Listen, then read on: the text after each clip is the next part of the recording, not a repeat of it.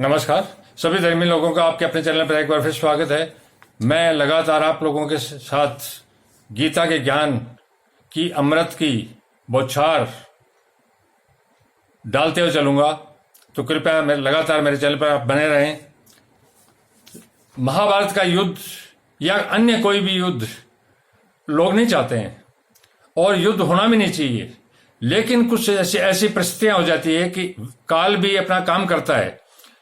महाभारत के युद्ध के दौरान जब अर्जुन ने अपना धनुष बाण भगवान के चरणों में रख दिया, तो श्री कृष्ण ने, जो विष्णु के अवतार थे, उन्होंने अपना विश्व रूप दिखाया उसको, अर्जुन को, कि मैं वो नहीं हूं जो तू सोच रहा है कि तेरा रिश्तेदार हूं या तेरा सारथी हूं, उसके अलावा मैं बहुत कुछ हूं। तो तब अर्जुन ने विस्मय से उनका जब विश्व रूप देखा, तो उसमें सारे संसार को देख लिया उसने और उसका विवेक जागृत हो गया। उस विवेक के जागृत होने से उसके समझ में आ गया कि ये सामान्य राजा नहीं है या श्री कृष्ण नहीं है, ये साक्षात विष्णु भगवान है। और अर्जुन को कहा कि मैं बढ़ा हुआ काल हूं, सबका संहार करने के लिए आया हूं, अर्थात सबका अंत करने के लिए आया हूं। तू युद्ध करे या न करे, तू बचाए तो भी ये नहीं बचेंगे, इनका समय पूरा हो चुका है। तो भगवान विष्णु अर्जुन को कर्तव्य कर्म करने के लिए कह रहे, तेरा कर्तव्य इस समय क्या है, ये इनको तो मरना ही मरना है। तो अर्जुन को ये बता रहे थे कि इसे पाप पुण्य के चक्कर में मत पड़, इनको तो मरना ही मरना है, लेकिन जो तू अगर कर्तव्य से विमुख होगा तो राज से जाएगा और धर्म से भी जाएगा।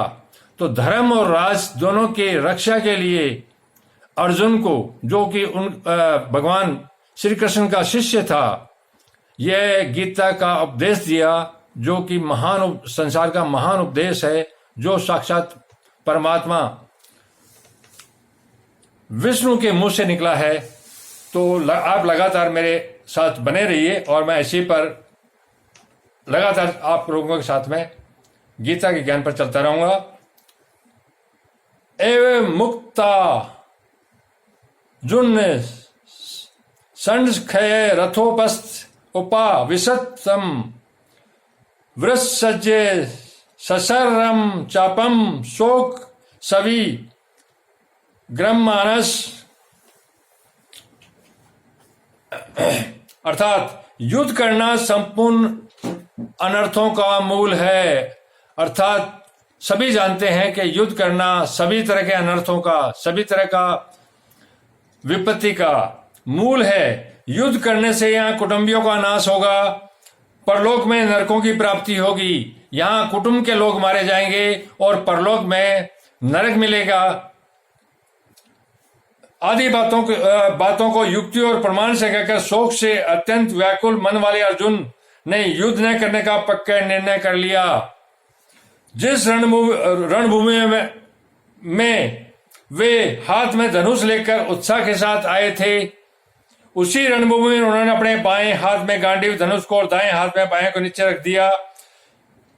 अर्थात भगवान विष्णु के चरणों के अंदर, जो श्री कृष्ण के रूप में थे, अपना गांडीव और धनुष रख दिया उनके चरणों में।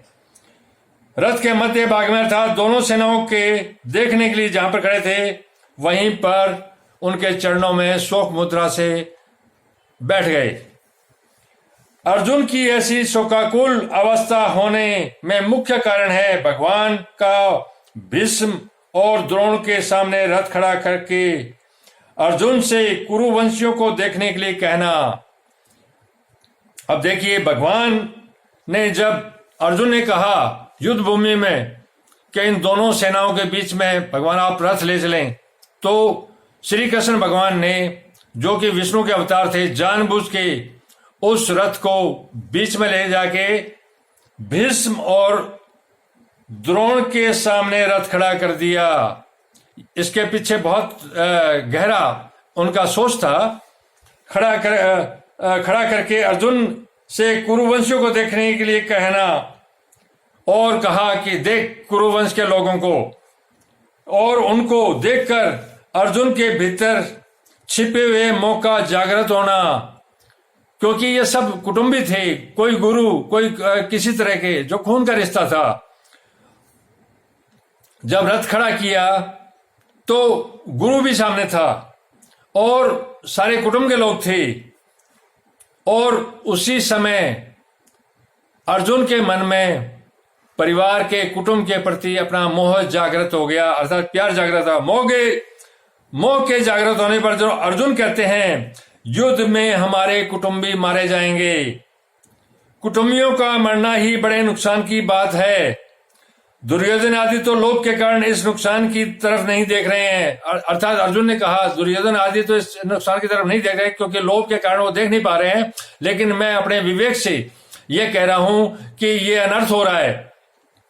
परंतु युद्ध से कितनी अनर्थ परंपरा चल पड़ेगी, इस तरफ ध्यान देकर हम लोगों को ऐसे पाप से निवृत्त हो जाना चाहिए। हम लोग राज्य और सुख के लिए, लोभ से कुल का सहार करने के लिए रणभूमि में खड़े हो गए हैं। ये हमने बड़ी भारी गलती की। अतः युद्ध न करते हुए शस्त्र रहित मेरे को यदि सामने खड़े हुए योद्धा लोग मार भी देते हो, उससे मेरा हित ही होगा। मैं तो अपने शस्त्र मैंने गिरा देता हूं। अर्जुन इतना व्याकुल हो गया कि इतने कुटुंबियों को मारना ठीक नहीं है और युद्ध करना भी ठीक नहीं है। अगर मैं अपने हथियार नीचे रख देता हूं और ये मेरे कुटुंबी मेरे दुश्मन बने हुए हैं, ये अगर मुझे मार भी देंगे तो भी मेरा इतना अहित नहीं होगा। इतनी बड़ी कुर्बानी देने के लिए अर्जुन तैयार हो गया इसी मोह के कारण। और बोला कि अगर मेरी मौत भी होती तो मेरा हित होगा। इस तरह अंतकरण में मोह छा जाने के कारण अर्जुन युद्ध से उपरत होने में और अपने मर जाने में भी हित देखते हैं, और अंत में उसी मोह के कारण बाण सहित धनुष का त्याग करके विषाद मग्न होकर बैठ जाते हैं। यह मोह की ही महिमा है। जो अर्जुन धनुष उठाकर युद्ध के लिए तैयार हो रहे थे, वही अर्जुन धनुष को नीचे रखकर शोक से अत्यंत व्याकुल हो जाते हैं। यह ऐसा संसार में होता है कि कुटुंब परिवार को, चाहे वो कितने भी गलत काम कर रहे हो, हम देख के मोह में ग्रस्त हो जाते हैं, उनके अपराध को छुपा लेते हैं और उनके बदले में हमें कोई सजा मिलती है उसको प्राप्त कर लेते हैं, लेकिन ये गलत है।